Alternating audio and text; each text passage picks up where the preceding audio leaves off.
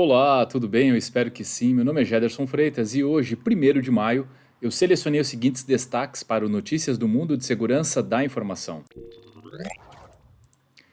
Quais são as atitudes das empresas após um ataque cibernético? Twitter acaba com a autenticação de dois fatores gratuita por SMS. Veja como proteger sua conta agora. E o uso malicioso do ChatGPT ditará o cenário do cybercrime em 2023. E eu começo com essa notícia que fala: quais são as atitudes das empresas após um ataque cibernético? Um ataque cibernético é sinônimo de caos no segmento corporativo, com a formação de war rooms, chamamos a especialistas, contatos com agências regulatórias e um gerenciamento rápido das demandas de clientes e parceiros.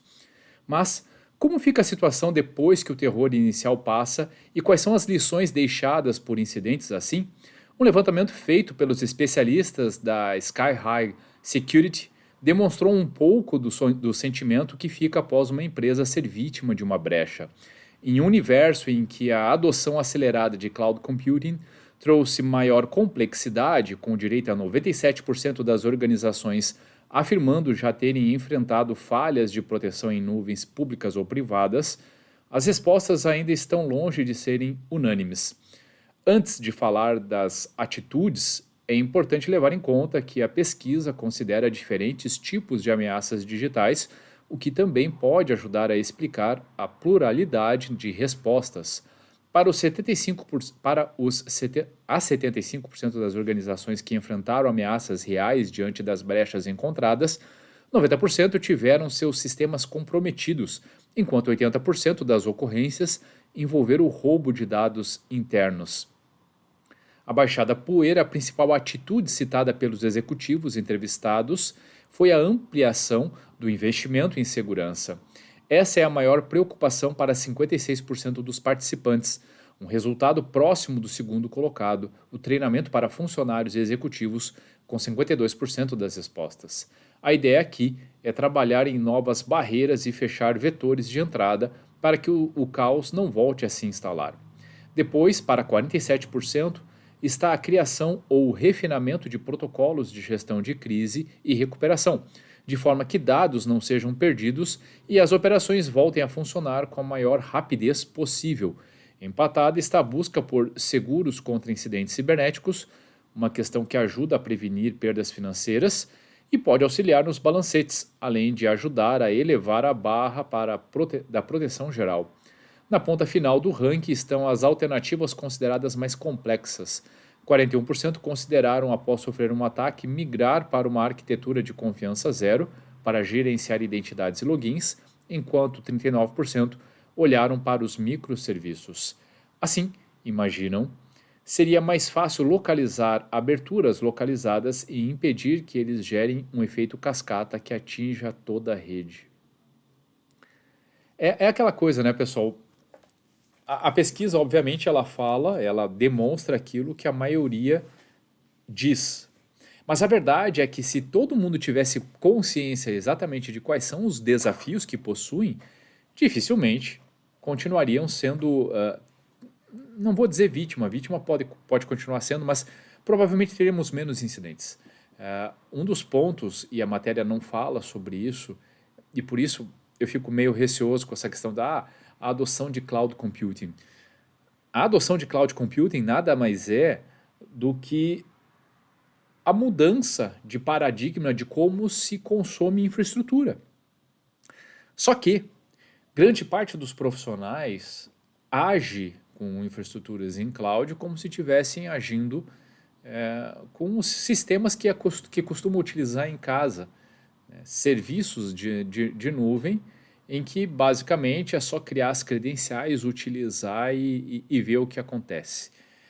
Eu acredito que grande parte dos incidentes se deu muito por conta da digitalização, né, efeito ali da pandemia, da necessidade de ter os sistemas disponíveis pela internet para que as pessoas continuassem trabalhando e desempenhando as suas funções.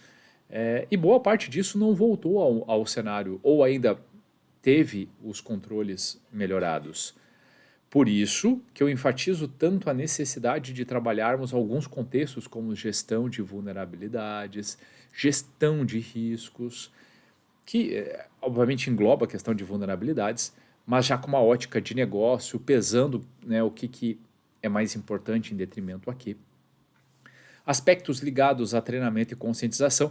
E a matéria fala um dado que aí realmente me preocupa. Deveríamos trazer um peso quase que igual às questões ligadas à proteção, detecção e resposta a incidente. E o que nós vemos quando se fala em investimento é basicamente proteção. Percebo que os próprios indicadores compartilhados ali falam que as questões ligadas à resposta têm um nível menor de prioridade, embora em algum momento deva ser visto.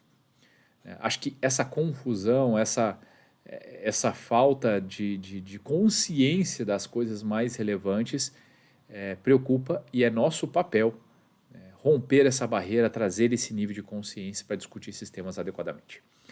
Twitter acaba com a autenticação de 2 fatores gratuitas por SMS, veja como proteger sua conta agora. Desde março deste ano, o Twitter desativou a autenticação de 2 fatores baseada em SMS para todos os usuários, exceto usuários pagantes, seguindo uma decisão que, assim como outras medidas recentes adotadas pela gigante das mídias sociais, tem sido alvo de controvérsias que foram muito além do universo do Twitter.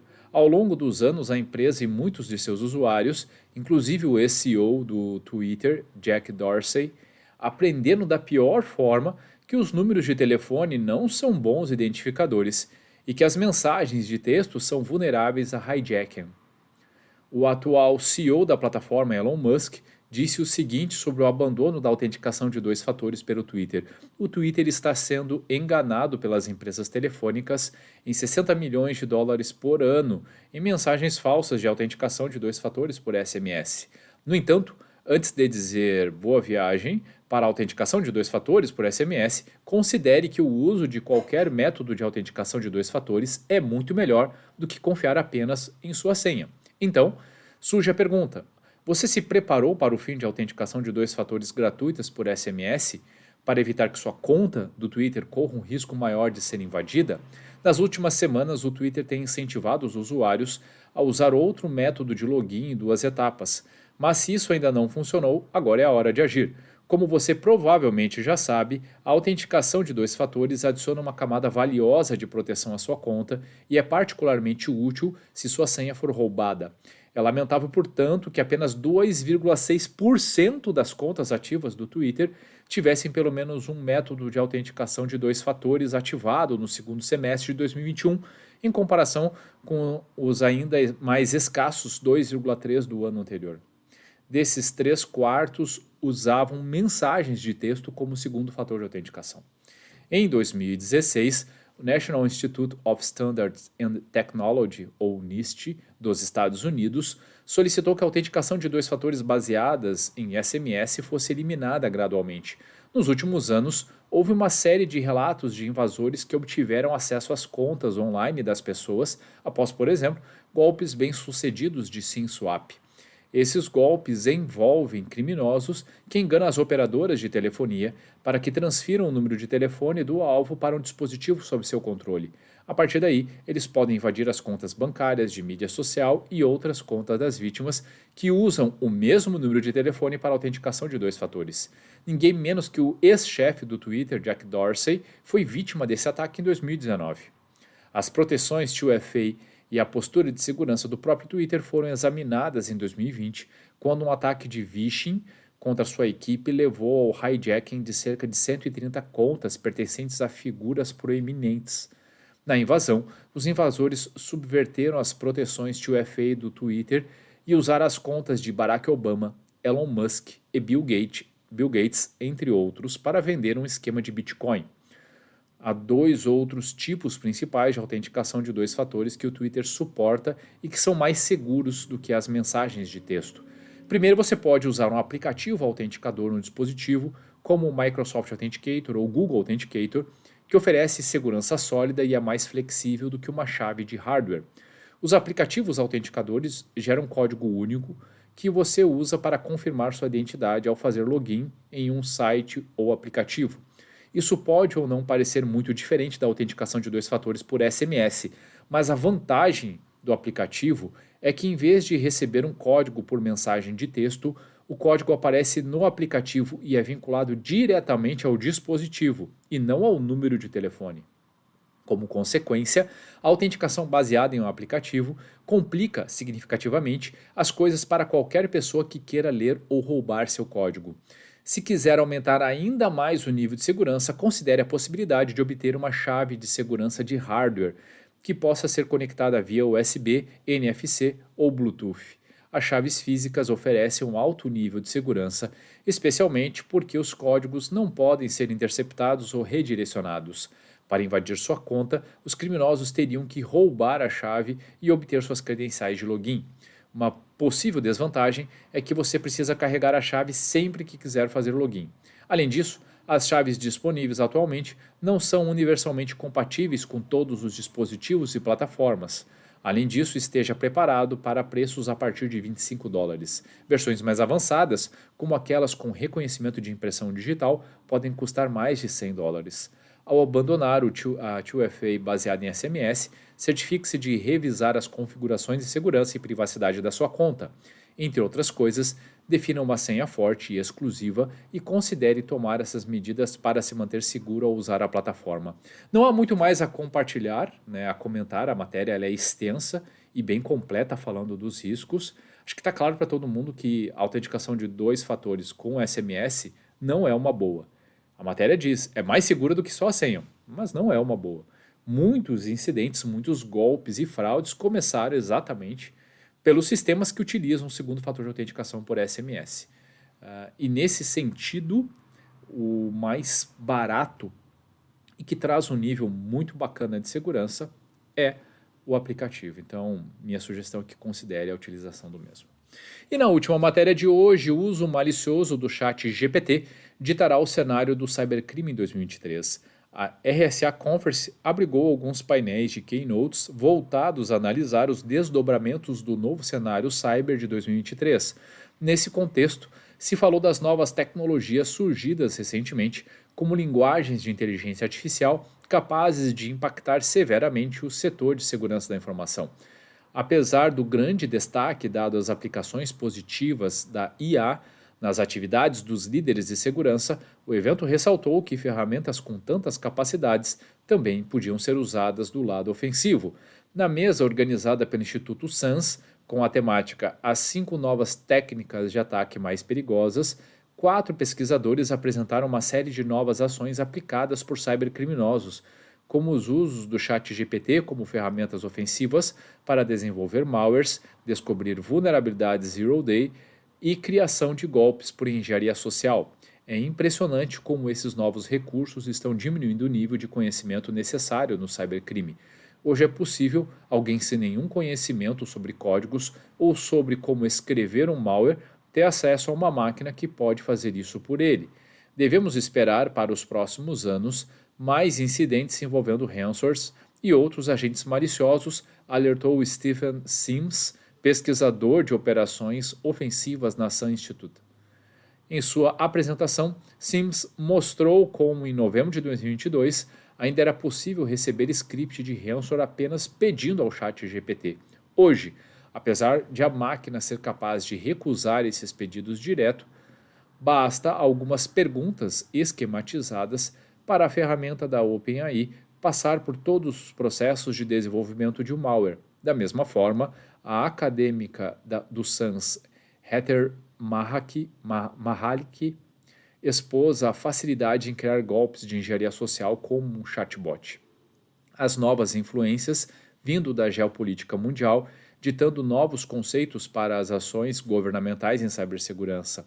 Falando desse tema no painel Cibersegurança e Defesa Militar em um mundo cada vez mais digital, o general aposentado Richard Clark ressaltou as grandes mudanças ocorridas na política externa, especialmente em relação à guerra Rússia-Ucrânia e à expansão política e comercial da China. Segundo Clark, esses impactos foram profundamente orientados pelo ciberespaço, criando dinâmicas entre as nações.